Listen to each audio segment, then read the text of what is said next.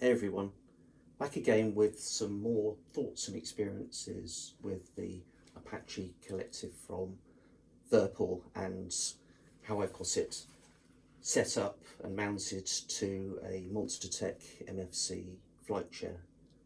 In this video I want to go through a discussion on what it's like to work with the overall physical dimensions of the collective. The grip is obviously a lot longer than the standard grips that you'd normally expect with a helicopter collective.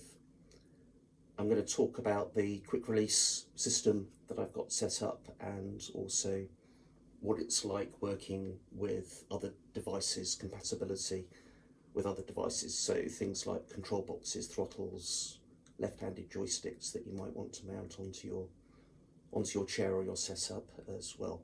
Right, so let's kick off with the dimension aspect, because what a lot of people talk about and ask about is, the fact that the grip and the collective is really long and looks it as well. In the side-on view that you have at the moment, it does look enormous. What I would say in practice is it's not as dramatic as it appears in photographs, as long as you're able to mount the collective base far enough back and you've got options and room to do that in whatever mounting solution you're thinking of using.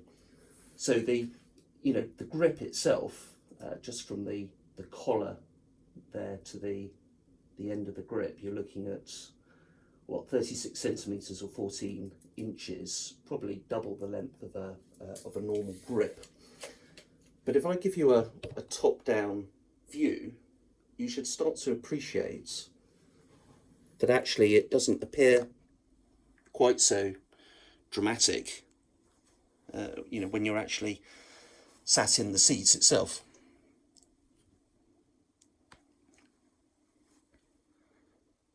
Yeah, so that's what you see effectively when you're in within the chair. Obviously a bit of overhang from the edge of the seat cushion. Now, the other thing to bear in mind as well, which isn't obvious, is when you move the grip, the collective, up and down, what actually happens is the bit that's furthest away from you actually becomes closer as you raise the collective. So you've got I believe it's called the flight grip here, closest to the base, and the mission grip at the front.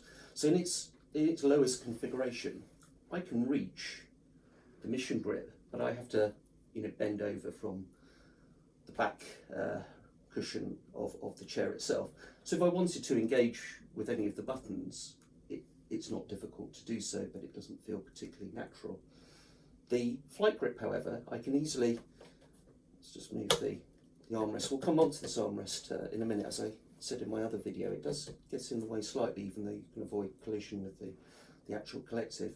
But it's very easy for me to just naturally reach down and pull the mission, not the mission grip, what am I talking about, the flight grip, up and raise the collective. Now, as I raise the collective, what's not obvious is that this mission grip is now much closer to my body, and I'm now not having to stretch to control and hold the mission grip itself. So it feels much more natural to work with the mission grip once I've raised the collective itself, and then for the initial flight, obviously just using the flight grip and portion, and obviously lowering it down. The throttle twist on the TCS rotor base here, yes, I can quite easily rotate that. But what I would say is this armrest, I've tilted it in by sort of 30 degrees to avoid collision. I do feel it on my on the inside of my arm here, so it doesn't feel natural from that perspective. As you raise the grip, though, it's actually quite nice to you can rest your arm on that armrest while you work with the with the collective. And that sits at its maximum raised position with the cam system that's currently installed in here. So this is the default cam that's in there at the moment. I think it has something like a 20 to 30 degrees range of motion. It's the least range of motion out of the three cams that VIRPIL give you. So if you change the one inside here, you can expect to, your grip being able to raise a lot more. But of course, that doesn't feel particularly right. I would suggest, again, because of the length of the collective itself, do you want your mission grip to be up here? Probably not. That would be my thoughts. But it's good that you've got options to play around on that front. So yes, not a problem. It looks more dramatic, the length of the Apache grip and collective, than it feels. That's really the takeaway points I want to try and leave you with on that front. All right, so that's dealing with the physical dimensions of the grip. What about the quick release and compatibility options? Right, so if I should give you a bit more of a closer view, you can see on the side of the MFC flight chair there's this adapter plate, brushed stainless steel by the looks of it, something like that. And what I'm using here is the Monstertech quick release and swivel adapter on those two screw-in sections there. Now the swivel part of the adapter or the system, it's not really of any use or value for this collective, because of course because of the depth of the collective, it's designed to swivel out this way, because if you look at typical configurations on the Monstertech system, you tend to build out the front here in front of this armrest and put, for example, your throttle or your left mounted joystick in and around this sort of position. So the idea is you adjust the quick release to allow the whole device to swivel out, and thus you're not having to deal with the throttle being right next to you if you're just doing normal office work and task-based type work. So that's not of much use in the configuration here. Monstertech will often show you pictures where the aluminium extrusion is mounted on top of that plate, so the quick release system coming up from below and obviously swiveling out that way, because that's the only range of motion you've got in the adapter plate.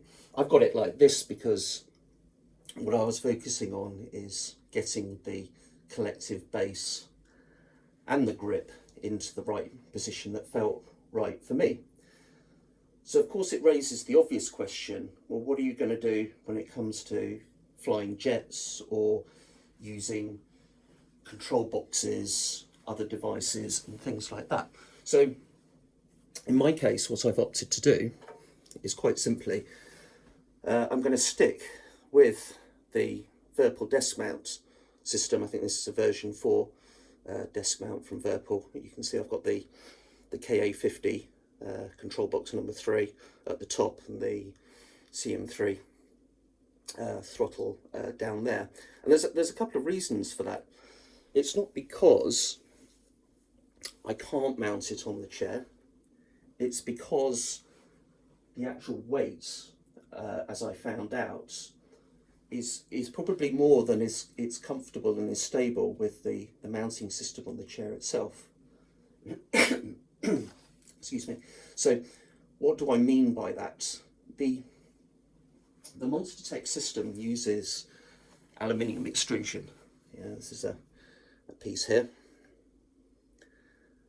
It's really rigid, really stable, absolutely bomb-proof. It could support my weight, no issues there. But of course it has to mount to something, and in this case, a very strong adapter plate.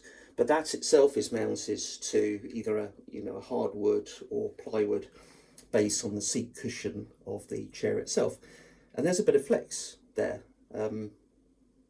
And the further away you get from that mounting plate and the more weight that you add, the more force and flex you can feel in the system. So it's fine if you replace the collective and have just a throttle or a joystick, etc. out the front, and there are adapters that allow you to side mount and put, for example, the throttle here and a control box here. VIRPIL themselves, they sell an adapter that can screw on here, and it comes out at about 45 degrees, and you can mount a control box. But a lot of people have commented that it doesn't feel 100% stable, so it's got some some movement and flexibility in there. Now Monstertech, they do sell a control box mounting system. You can see I've constructed it partially here. So you're looking at two mounting plates, one for the throttle, one for the control box, and just some series of aluminium extrusion joints. And the idea is that that would mount off the front or off the side of that piece of extrusion there, and you'd have your control box or throttle there, and whichever way around you wanted it to. But the weight of this, plus the weight of the the throttle and the control boxes as well, it works, but it's just too much in my opinion. It's too heavy. You're pushing it beyond effectively what the base of the seat cushion, I believe, can actually comfortably deal with. The aluminium extrusion is fine, but I think it's the actual mounting and dealing with the weight of this plate attached to the the underside of this seat cushion. So that's why I've opted to keep my throttle and control boxes separately. But what I will do is, if I ever get around to having a left mounted joystick, like a Z extension and a HOSAS type system for Space Sims, Elite Dangerous and Star Citizen and games like that, I'll simply remove the collective and have a similar setup just for the left mounted joystick, and still have the the throttle and the control box on its desk mount. So a direct swap of this effectively, and then I put another quick release system on there with the mount for the left-handed joystick. I don't really need to bother for the throttle and control box, because of course that can slide left and right along my desk that sits in front of my seat. So that's why I've gone down that particular route, and I felt it kept the collective a lot cleaner, and it seems like the right way to go for me. What I might end up doing is, because I'm not likely to be using this any longer, I might take this bit of 80/40 extrusion, and it looks like it might actually fit in that position there, and to give a bit more rigidity. Not that I've got issues with that, but if I've got essentially a stronger part to use, I might experiment changing that over. So that's my thoughts on working with other devices with the collective.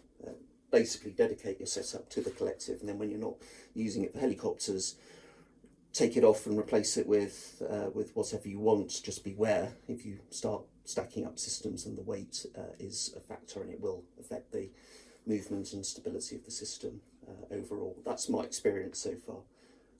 Curious if other people have done it themselves. Obviously, if you're in a sim pit, you'll have a lot more mounting options to a rigid base and aluminium extrusion that forms part of the base. You're not having to rely on it being mounted to an adapter that in turn is mounted to the seat cushion of the chair itself. Right, now let's talk about the quick release system. Very easy to do. In this case, all I have to focus on is releasing the screw here, the quick release adapter here. Make sure I've got a good bit more on the screw.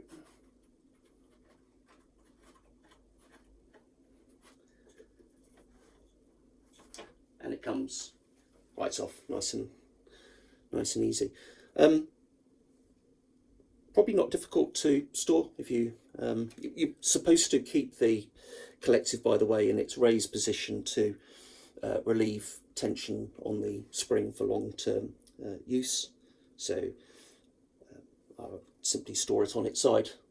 Is probably the best way to deal with that.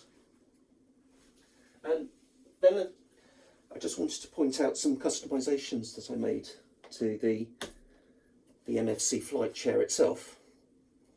So if you watch my earlier video, I talked about how the armrests, they have a quick release mechanism at the bottom that allow the armrest to slide in and out, but it only has a range of travel. You can't pull the armrest off completely, unless of course you cut a groove in the end of it to allow you to do that.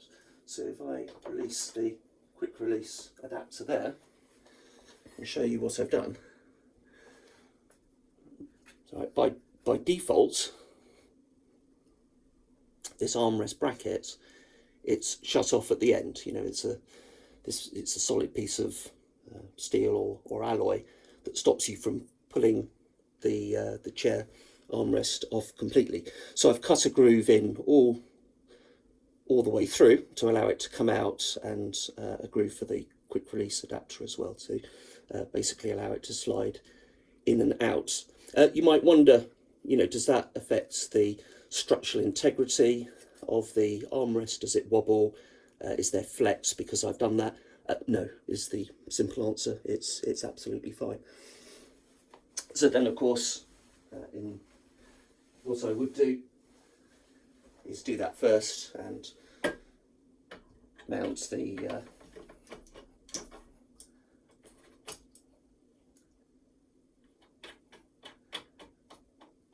well, you get the idea. I probably need to put a bigger washer in there. But now you can see you've got completely free access to the collective with no issue of collision with the armrest. So hopefully you found that useful.